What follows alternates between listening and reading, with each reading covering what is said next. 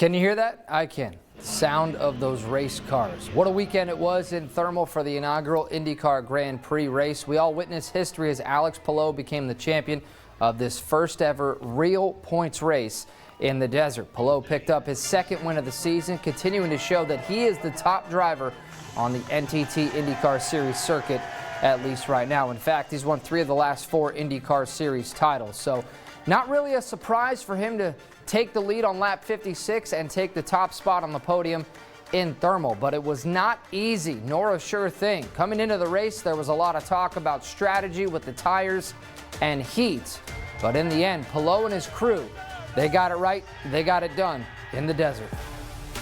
Sure, I mean, it worked out, but I could tell you there wasn't a single team that knew what the strategy was going to be. Like it was pure luck, and to see how the race was going to play out.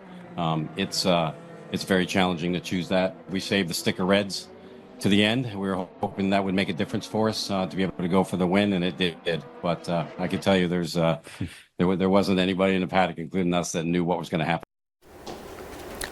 Now, we don't know what's going to happen next year. The big question everyone has after the race is, are they going to do it again?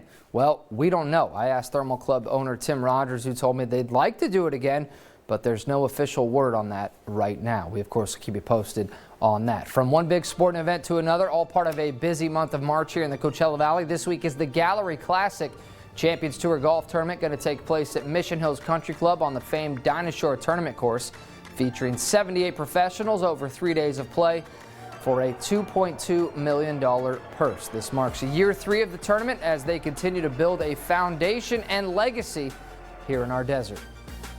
I think the biggest thing is just continuing to see these legends of the game that are out there. I think the closeness that you can have to the players of walking the course, sitting in our public seating, grabbing a snack to be able to do that, and really just seeing these guys, they're approachable, they're having fun. You can see that it's a fun time, I think, for people to really see great golfers up close.